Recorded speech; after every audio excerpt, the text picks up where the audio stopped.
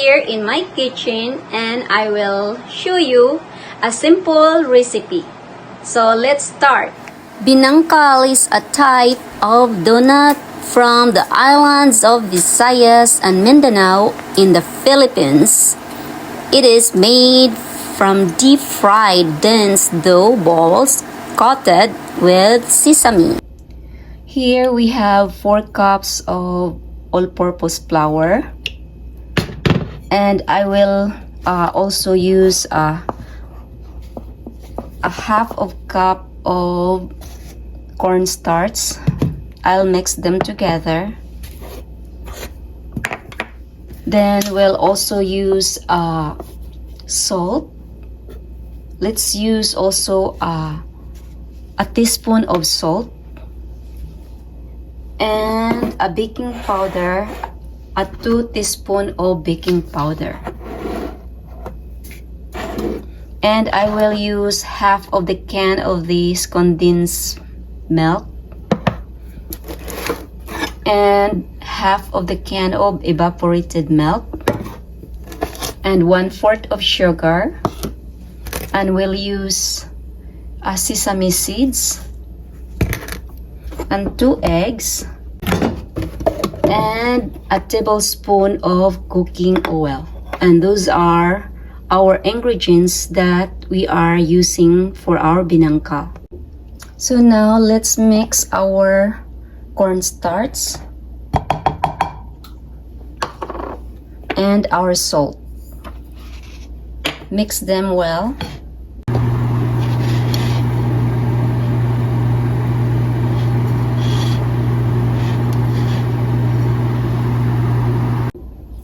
Now let's mix together the evaporated milk and the condensed milk, half of this, and then half of the evaporated milk, half can of that. There. And also 1/4 of the sugar. And let's mix them well until the sugar dissolves. So now let's add our 2 eggs.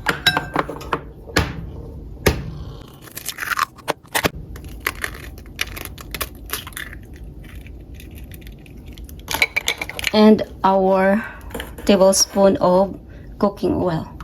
I use canola oil. And then just stir it.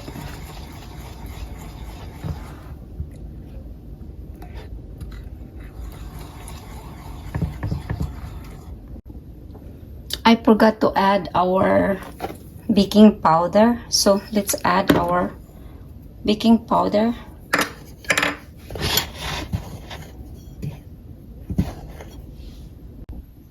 So now let's make a hole in the middle and let's add our milk.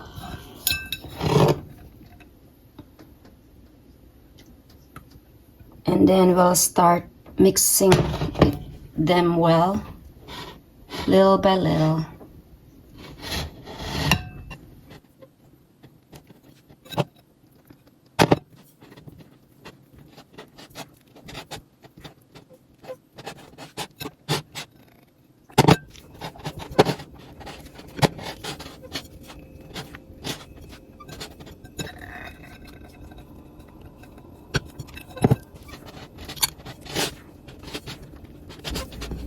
Now let's transfer here so we can mix them all. I wash my hands, so I didn't wear gloves.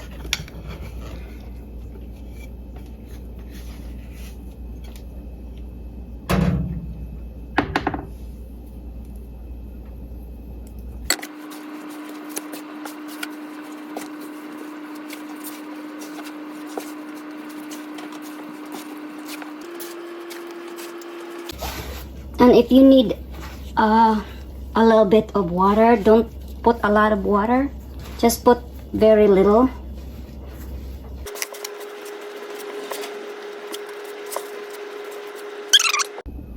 Okay, instead of water, the liquid I'll add a little bit of my evaporated milk.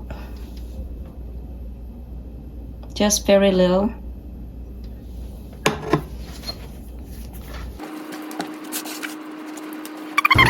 After 20 minutes of kneading it, this is the result. So now I'll put this back here and leave for 30 minutes and just covered it. I forgot to mention it that instead of water, I use my milk, the evaporated milk, and so there's like 1/4 left in there. So that's what I use instead of water. So this is a special Binangkal. So we'll do our next step. I have canola oil here, and we'll make sure that it's ready for our binangkal to deep fry. So let's wait until it gets hot. After 30 minutes, this is how our dough looks like. So we can start frying our let's start making like round. And here's our sesame seeds, and we can start round or make like a ball or do and dip. The show starts in 10, 9, 8, 7, 6, 5, 4, 3, 2, 1, go.